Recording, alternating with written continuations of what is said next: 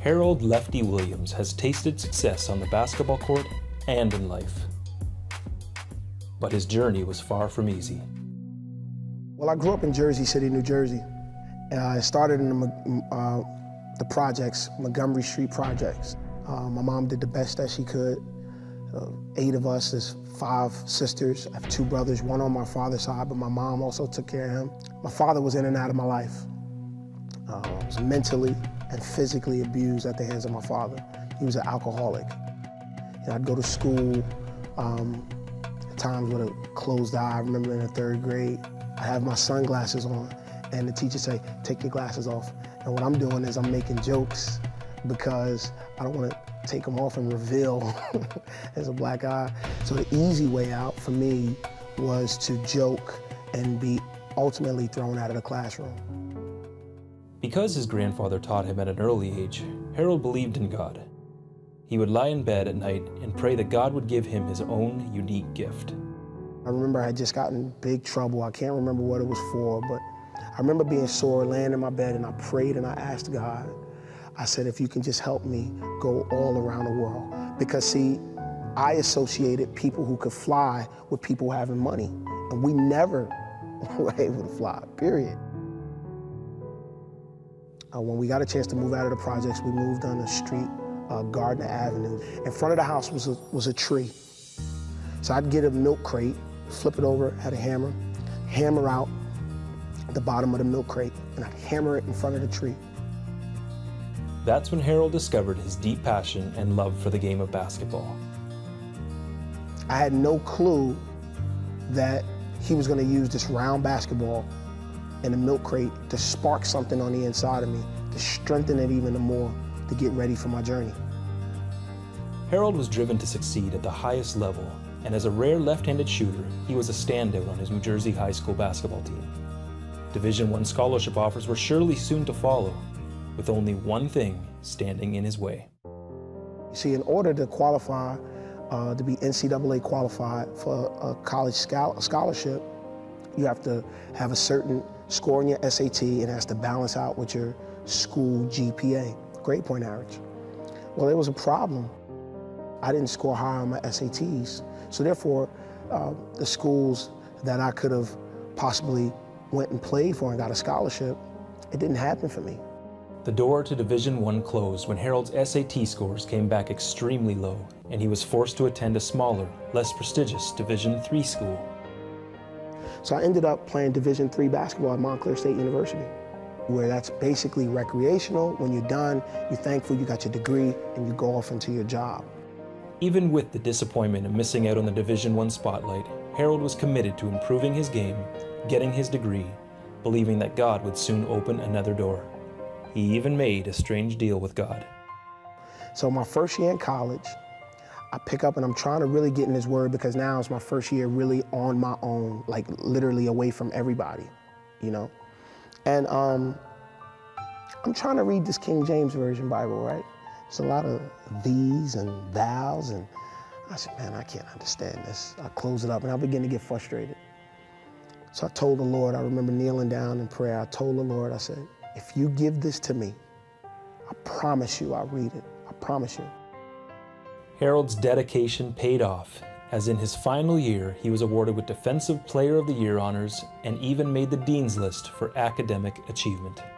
When I finished school in May of 2000, it was time to move on. It was time to figure out what is the next chapter, because I wasn't Lefty yet. What's the next chapter for Harold? And I went down to a free agent camp. I went down and played, and I thought that this was it for me. I thought that a lot of other opportunities would come out of this, and it didn't pan out the way I thought it would. It looked like another door closed, and the dream of playing in the NBA got even further away. Harold hopped on a plane and spent a few seasons playing overseas in Europe and Asia, but time away from family and the culture shock forced him to make a tough decision. I don't know, I was frustrated with trying to communicate with the language. And I said, you know, I'm done. I tell my agent, I said, listen, man, if you can find me a job making decent money, I'm fine with that. And then I started this job in Merrill Lynch, and I never forget I will never forget, it was a Saturday morning. I had just come in the office and I got ready to log in. Holy Spirit spoke to me as clear as I'm speaking to you today. He said, you must go back in order to go forward. I said, huh? And I closed my eyes and I'm like, oh Lord, what is this about? So I was a little on edge, so I backed away from the desk. Called my mom and I told her what, God had been telling me, and she began to actually cry on the phone too, and she began to confirm what the Lord had spoke to me. I hung up, I typed the letter of resignation. This is purely on faith, not knowing where I'm going. Harold gave his dream of professional basketball one more shot, and this time, he was determined to do it God's way. I came off the job thinking this is it, I got my instructions, it's coming. But you know what, I had another delay, and I had no clue that it was coming. I thought that after my obedience, I was coming into what God had for me. Even with this newfound hope, it seemed every open door was closing before he could walk through. I still felt that this was it for me to move on, to go to the NBA, and it didn't happen. And I had doors slammed in my face and deals blown up in my face. God had me in the wilderness. What I mean by the wilderness, he had me prepare, train, and seek him, and I'd do different Bible studies with my brothers and sisters for a while. This time, Harold didn't quit. He applied the same work ethic to his faith that he did to his game. Harold didn't know it, but he had caught the eye of a scout for the world-famous Harlem Globetrotters. They flew me to Houston, Texas, to try out. I was so nervous, I stunk up the joint the first day. So the second day, I'm coming down. And this is where we start to do some things and actually do some showman stuff, different tricks, different, the wonderful circle that everyone's learned to grow to love and see, which is the magic circle. And I'm in the magic circle and I'm doing some things, and next thing you know, it's time to go through the acting part of it, because the showman is a great entertainer. He can capture the audience like that. It's very important to have that. Harold left his Harlem Globetrotters audition feeling confident that this was it. But days went by without hearing a thing. Then, the phone rang, and it was the call that he had been praying for all of his life. I got a phone call from Jeff Munn, CEO. He said, we're gonna name you Lefty. You all right with that? I'm looking at the phone. Of course, yeah. I'm okay with that, Harold Lefty Williams finally fulfilled his dreams and got to share his unique gift with thousands of fans inside some of the world's most famous arenas. And he did it God's way. Not only did the Lord allow me to fulfill my dreams, not only did he allow me to play with the world-famous Harlem Globetrotters, he allowed me to be the first ever left-handed showman in Globetrotter history. And then he had him name me Lefty. And then I began to realize that he was there all the time, and I realized that a delay was not a denial. Coming up next on the 700 Club Canada. I began to talk with some of my close friends, and I realized what God was leading me to do, but I heard a word in the service. One of the associate pastors, he spoke a word over me and said, confidence. And I knew exactly what he was talking about.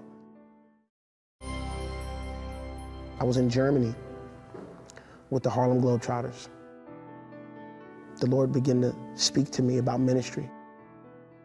I wanted to run, man. I was scared. Confidence was, ooh, Lord, I'm playing basketball. I'm doing something. Okay. I began to talk with some of my close friends, and I realized what God was leading me to do, but I heard a word in the service. One of the associate pastors, he spoke a word over me and said, confidence. And I knew exactly what he was talking about. When I got home, I didn't take a phone call. I didn't take a call from my agent. I didn't take a call from in reference to connections to go back to play basketball. I knew the last professional game that I ever played, that was the last time I'd get paid to play the game of basketball. So I began to search online, and I come across certain positions. There was one in Canada, and I looked at it and I'm like, but then I prayed the prayer, Lord, wherever you send me to serve, I will go. So I applied there, And my phone rings and it's area code 250, British Columbia. I'm driving in the car and I'm looking at my wife like, who is that? I don't know. And then I remembered that I applied for a youth pastor's position there. So we're talking and instantly it had to have been faith in God. I did a U-turn and I went back home. I flew out to Port Alberni. I come in to the church, and on Thursdays they have what they call soak and prayer. The entire church community gets in and soak before the Lord in prayer. And there's worship music playing and people are just still before the Lord. And when I walked in the sanctuary, I knew immediately that God was calling me to Canada and to the city of Port Alberni. I knew it. I remember being a little afraid at that moment because I told the Lord, Lord, I don't want to be a salesperson. I don't want to sell my wife on this because my wife had never left the country before. And I'll never forget, she was sitting in the back of the sanctuary on the couch. My wife had tears in her eyes. I sit next to my wife, I put my arms around her, and she leans over to me and says, I believe God is calling us here to Port Alberni. I lean back over to her and I whisper to her, I know, I'm just glad you know. Yeah. I believe that God has anointed me to impart with the youth and give them to allow the uncommon favor that rested on my life, on their life. And I really believe that with all my heart. I really believe that when I pray, every person I touch, every person I pray, I really believe that God will begin to unlock some doors for them. I absolutely believe that. And I said, you know, I'm here in Canada and people know me as Lefty. They know the Globetrotter. And I would not be doing my job if in a year or two they no longer remember Lefty and begin to remember Harold. Because this is who he called. He called Harold, he didn't call Lefty. The Globetrotter stuff is cool, but without Jesus Christ, without having an ear to hear and a receptive heart, I'm nothing. I'm a ship without a sail. And that part, the responsive part, responding to the call of God, is not Lefty, it's Harold Williams. I want to dare this country to dream because dreams are possible, man. If God did it for me, He'll do it for them.